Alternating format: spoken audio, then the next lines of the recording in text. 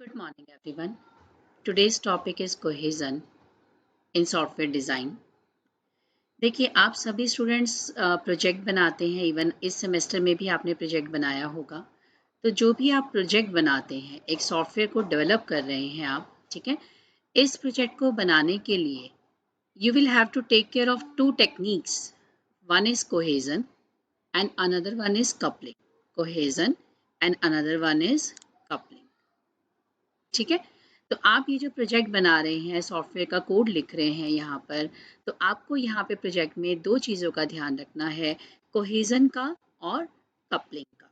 ठीक है, everyone knows that कि जब भी आप एक सॉफ्टवेयर बनाते हैं, सॉफ्टवेयर में आप क्या बनाते हैं, छोटे छोटे मॉड्यूल्स बनाते हैं।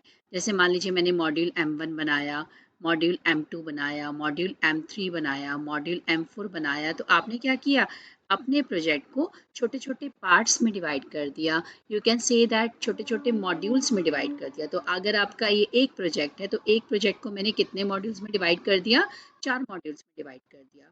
Now what I will have to see कि ये जो मेरे मॉड्यूल्स हैं, इन मॉड्यूल्स के अंदर अगर ये मेरे 4 मॉड्यूल्स हैं यहाँ पर, तो इन मॉड्यूल्स के अंदर मुझे किसका ध्यान रखना है, कोहेजन का ध्यान रखना है और कपलिंग का ध्यान रखना है वाइल सॉफ्टवेयर डिजाइनिंग। तो जब मैं सॉफ्टवेयर को डिजाइन कर रही हूँ, ये दो टेक्निक्स मुझे इम्प्लीमेंट करनी है। ठीक है, तो आज के लेक्चर में हम एक टेक्निक करेंगे, that is your cohesion. Fine, ठीक है। देखिए, थोड़ा सा मैं आपको कपलिंग का भी आइडिया दे देती हूँ। कपलिंग होता है, जैसे ये मॉड्यूल 1 है, मॉड्यूल 2 है। कपलिंग का मतलब है कि ये वाला मॉड्यूल, मॉड्यूल 1 मॉड्यूल 2 के साथ कितना इंटरेक्ट कर रहा है। ठीक है, that is coupling. Fine, module 2 module 3 के साथ कितना इंटरेक्ट कर रहा है, ये आपस में कितने इंटरडिपेंडेंट हैं।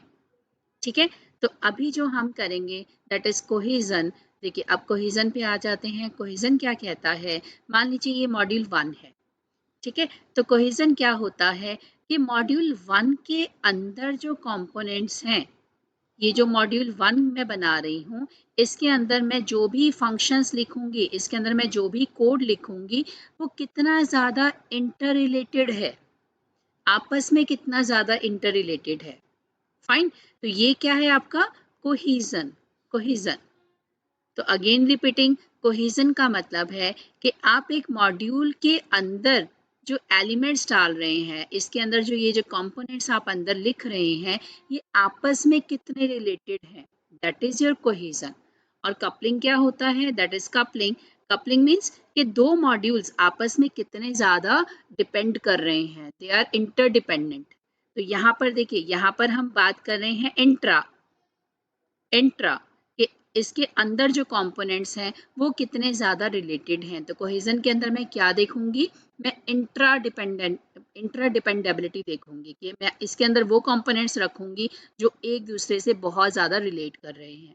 जबकि कपलिंग में मैं क्या करूंगी, कपलिंग में मैं देखूंगी इंटरडिपेंडेंट कि दो मॉड्यूल्स एक दूसरे के ऊपर कितने ज़्यादा डिपेंडेंट हैं। So that is the concept.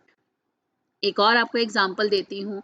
जैसे फॉर एग्जांपल, आप मान लीजिए आप एमएल ब्रांच के स्टूडेंट्स हैं। ठीक है, और एक सेक्शन है हमारे पास, मान लीजिए सीएससी ब्रांच के स्टूडेंट्स हैं। ठीक है, अब ये मान लीजिए दो ब्रांच के स्टूडेंट्स हैं यहाँ पर। 60 स्टूडेंट्स मेरे पास यहाँ पर हैं और 60 स्टूडेंट्स यहाँ पर हैं।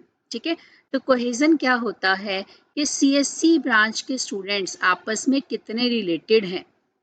कोहेजन मतलब एक ही क्लास के अंदर। तो ऑब्वियस है बेटा, सीएससी क्लास है, अगर आपकी यहाँ पर 60 बच्चों की क्लास है, तो यहाँ पर मैं एमएल का स्टूडेंट तो नहीं डालूंगी ना। क्यों, क्योंकि यहाँ पे सीएससी के स्टूडेंट्स अलाउड हैं। क्यों, because they are cohesive. Cohesive in the sense वो बहुत ज़्यादा एक दूसरे के ऊपर इंटर रिलेटेड हैं। उनको एमएल से कोई मतलब नहीं है, एमएल के बच्चे अलग हैं, सीएससी ब्रांच के बच्चे अलग हैं। ठीक है, तो यहाँ पर अगर मैं सीएससी ब्रांच के ही स्टूडेंट्स की बात करूं, so this concept is known as cohesion. और अगर मैं दूसरी ब्रांच का स्टूडेंट, अगर मैं कहूँ कि सीएससी ब्रांच और एमएल के ब्रांच आपस में कितने रिलेटेड हैं, वो कपलिंग बन जाता है। ठीक है, so that is the concept in brief. अब हम स्टार्ट करते हैं कपलिंग। तो कपलिंग देखिए, जो मैं आपको कॉन्सेप्ट बता रही थी कि आपने एक मॉड्यूल बनाया, मान लीजिए दिस इज मॉड्यूल M1।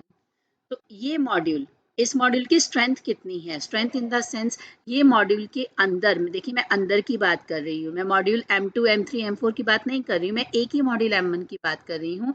इस मॉड्यूल के अंदर जो मैं यहाँ पर कोड लिखूंगी, जो कंपोनेंट्स लिखूंगी, जो फंक्शंस लिखूंगी, जो एट्रीब्यूट्स लिखूंगी, कुछ भी लिखूंगी यहाँ पर, वो आपस में कितना ज़्यादा इंटर रिलेटेड है। So that is known as your cohesion.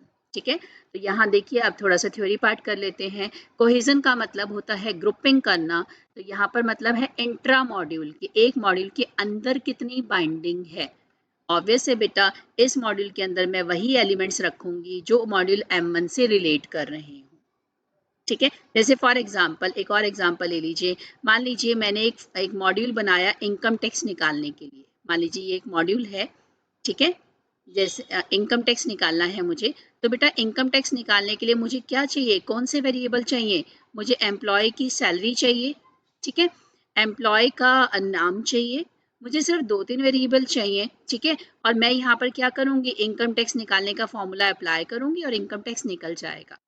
ठीक है, तो ऑब्वियस है बेटा इनकम टैक्स मॉड्यूल के अंदर ये जो एक मॉड्यूल है, इस मॉड्यूल में मैं कौन कौन से एलिमेंट्स रखूंगी जो इनकम टैक्स से रिलेटेड होंगे।